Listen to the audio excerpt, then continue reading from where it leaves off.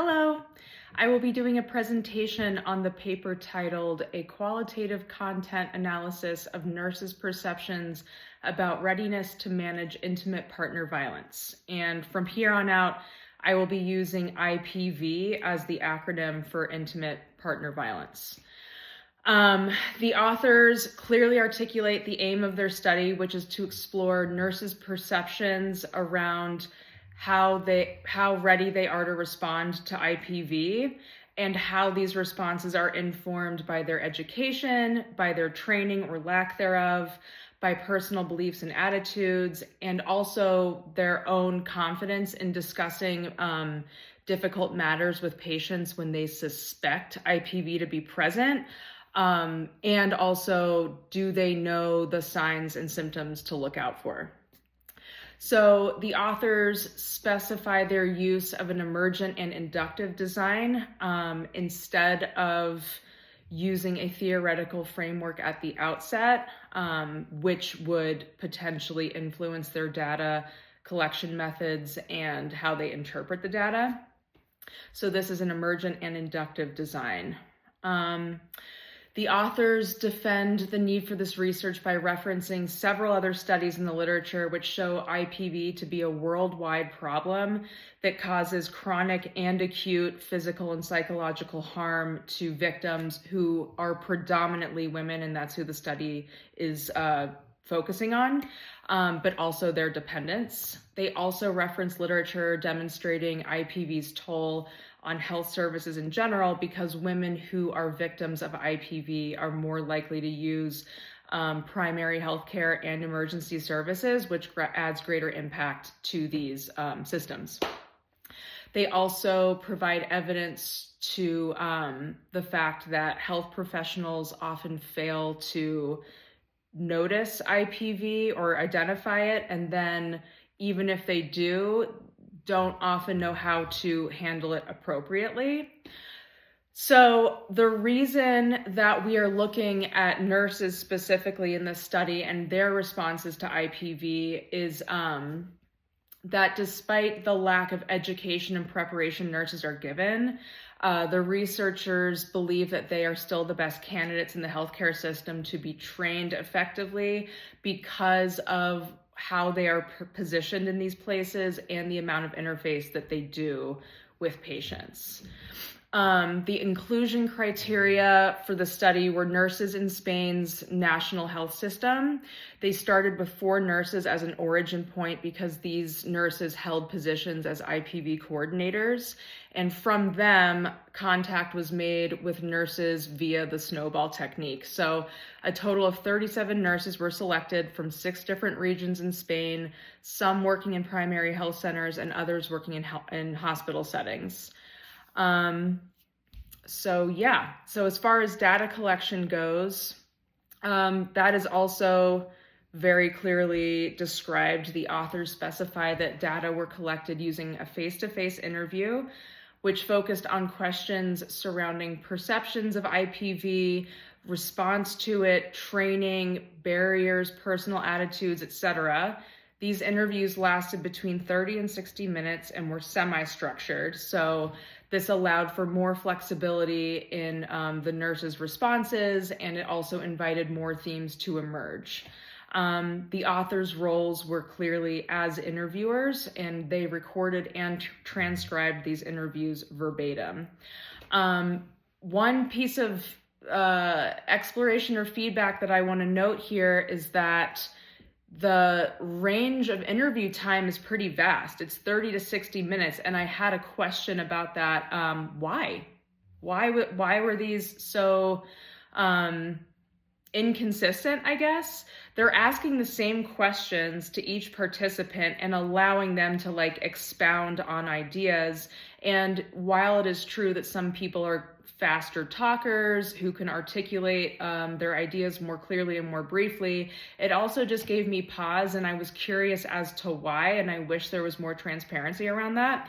It also made me suppose, I wonder if some people feel more reticent to express their opinions if they are subversive or controversial or something like that.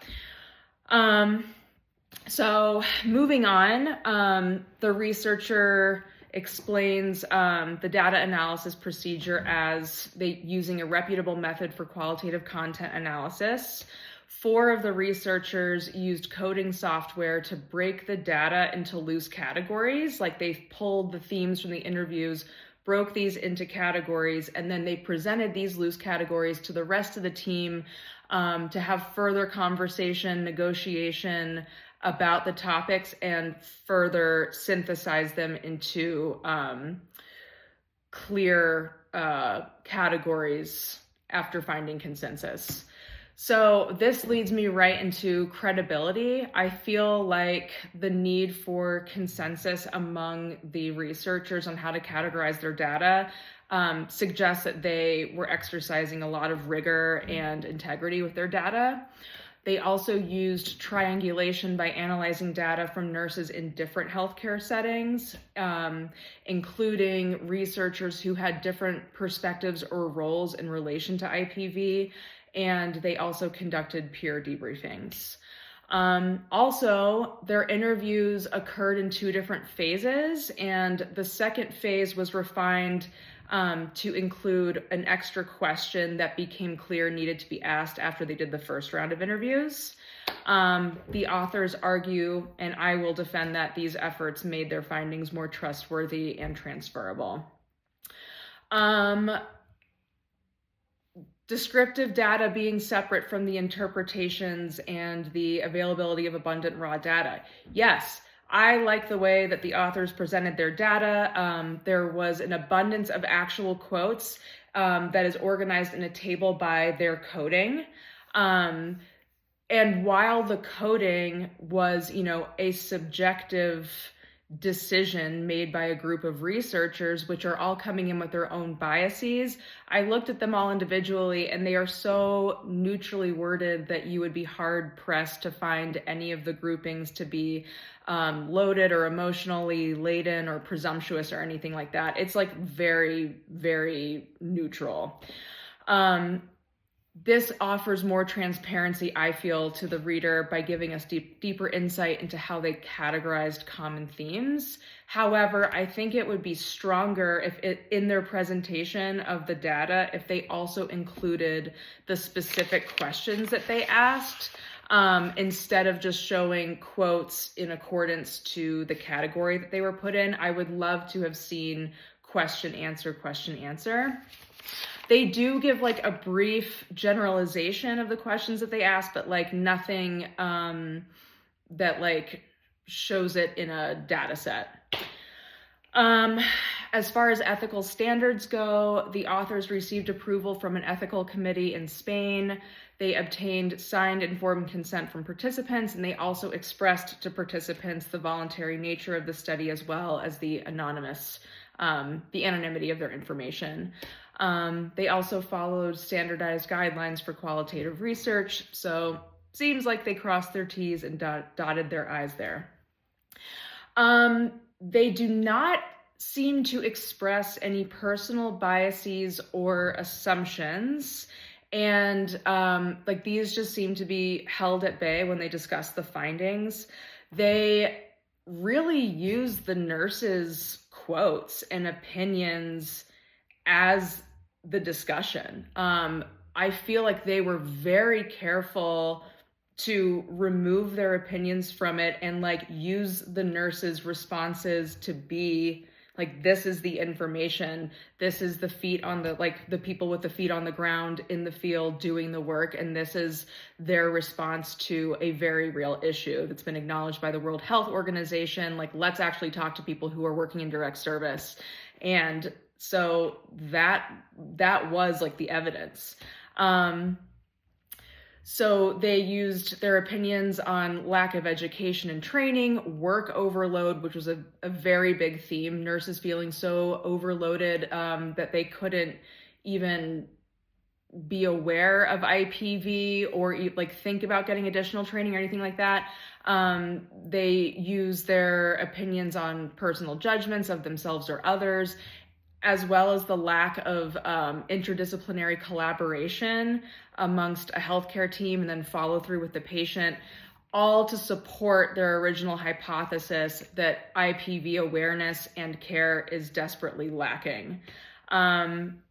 It would have been nice to see a little discussion or like a little revealing of their peer debriefings, where I'm sure we would have learned more about individual researchers' personal biases or how they received certain information when nurses were being interviewed, because of course it's going to be there. It would have been nice to have more insight into these peer debriefings and how they worked through that.